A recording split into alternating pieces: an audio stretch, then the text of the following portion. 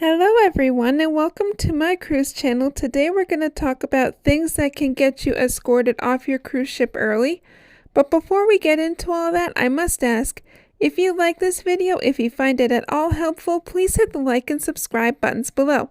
Alright, so let's get to it. So the first thing is anything that places yourself and other guests in danger. Safety is the #1 concern, and there's actually a cruise contract that you'll be issued when you purchase your ticket for the cruise that explains what behavior is allowed and what behavior isn't. And if you break any of these rules, you could be asked to leave the ship. Next up is your health or medical reasons. Now, we all know that people don't plan to be sick or injured. However, it does happen. And sometimes the extent of care needed is beyond the scope of practice that the medical staff can offer. In this case, you would be medically evacuated from the ship, possibly by helicopter or tender. So if you're being tendered off the ship, it just means that they're placing you in a lifeboat and you're going to sail back to shore. If you're being helicoptered off the ship, it means that the Coast Guard is actually going to land a helicopter on the front of the ship, load you on, and then take you back to the States.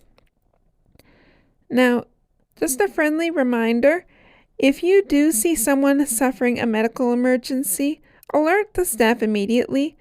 If a medical evacuation is required, please give the passenger and medical team privacy. Now, this is also a great example of why you should purchase travel insurance, because if your regular insurance doesn't cover this, you would be paying out of pocket.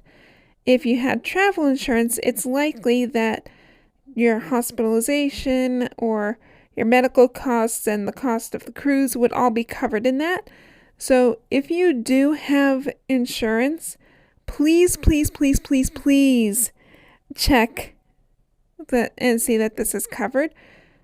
Also, if you do have a pre-existing medical condition that might require a hospital bed, consider going on a larger ship, because they often have larger infirmaries than the mid-sized ships, which means there might be a bed available should you need it. Next up is not doing your muster drill. Now, this is a super easy process and can be done even before you get on the ship. The linked video below will explain the basics on how to complete the drill virtually. However, each cruise line has a slightly different process. It's actually, as you go on about your embarkation day, then you'll start to hear announcements from the captain or from the cruise director, and they'll start naming guests who haven't completed the muster drill. If your name is mentioned, you better do that muster drill, or else you could risk being escorted off the ship.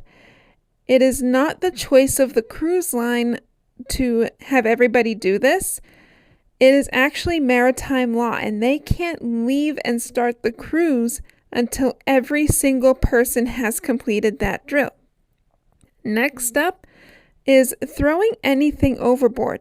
This not only protects the ocean, but it protects the ship and other guests from potential hazards.